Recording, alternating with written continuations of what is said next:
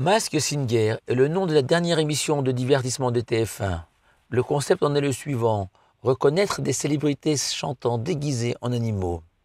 Dans notre paracha de Toldot, Yaakov, notre patriarche, s'est aussi déguisé. Il s'est présenté à son père Yitzhak, dissimulé sous des peaux de bêtes, en se faisant passer pour son frère jumeau Esav, le poilu, le velu, afin de recevoir les bénédictions que Yitzhak destinait à Esav. Nous sommes choqués devant la ruse de Yaakov, lui le patriarche, incarnant plus que personne la vérité qui se dégage de l'étude de la Torah à laquelle il s'adonnait sans cesse. Mais le Midrash donne une vision tout à fait différente de ce que pourrait laisser croire une lecture superficielle de cet épisode. Ainsi, nos sages expliquent que nos patriarches ont été testés pour démontrer leur attachement à Dieu par des épreuves radicalement opposées à leur penchant naturel. C'est à Abraham, connu pour sa bonté infinie, que Dieu va demander de sacrifier son fils unique. De même, c'est à Yaakov, l'homme de la vérité absolue, qu'il est demandé de ruser et de mentir, une épreuve équivalente au sacrifice d'Yitzhak pour Abraham, selon le Midrash. Et le Rachaim Akadosh raconte que lorsque Rivka a appelé Yaakov pour lui demander de se présenter devant Yitzhak aveugle, en se faisant passer pour Esav, Yaakov a refusé et s'est mis à pleurer.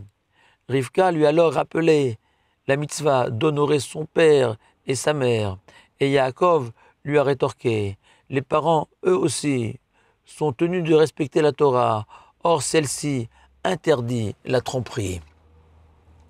Rivka rappela alors à son fils qu'il était une prophétesse et que Dieu lui avait révélé que Yaakov serait béni et que son aîné Esav se mettrait à son service, prophétie que même Yitzhak ignorait.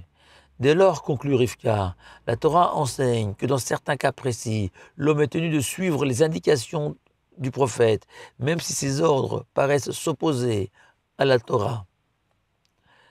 Et Yaakov fit alors remarquer à sa mère: tu as raison, maman, je dois t'obéir.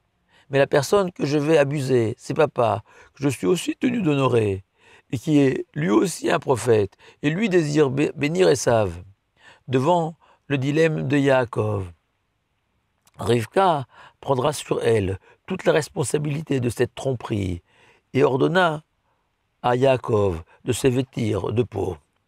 Puis la Torah multiplie les verbes pour décrire les préparatifs de Yaakov. Il est allé, il a pris le chevreau et les a apportés à sa mère. Le Sforno y voit une indication que Yaakov a agi à contre-cœur en rechignant à tromper son père. Et nos sages démontrent que même lorsque Yaakov a affirmé à son père qu'il était Esav, il est possible de donner à ces mots un sens vrai, essayant de limiter le mensonge. Et au point culminant de l'épreuve, face à son père, lui demandant de s'approcher pour le toucher, le Midrash raconte que le cœur de Yaakov s'est mis à fondre comme de la cire, son corps tremblait sur le point de s'effondrer, et il ne put retenir sa vessie et se salit. Et elle va vers Dieu le verset suivant, tiré des psaumes. Dieu, dans ma détresse, je t'ai appelé, et tu m'as répondu. Dieu, sauve mon âme d'un langage mensonger, de paroles trompeuses. C'est alors que deux anges sont venus le soutenir, Michaël à droite et Gabriel à gauche, et l'Éternel par derrière, qui dit à Yaakov ce verset tiré d'Isaïe: ne crains rien, car je suis avec toi.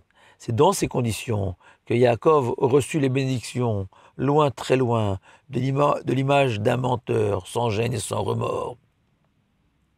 Dernière question: pourquoi Yaakov n'a pas pensé à changer sa manière de parler, suscitant chez Yaakov des doutes? Il était évident que Yitzhak allait le reconnaître. Réponse: c'est vrai, mais ça sa mère ne lui avait pas demandé, et la mitzvah d'honorer son père et sa mère ne s'appliquait pas au changement de voix.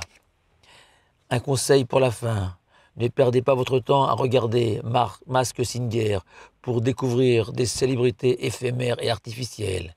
Étudiez plutôt notre paracha. La célébrité cachée, elle, est authentique et éternelle. Shabbat shalom à vous tous.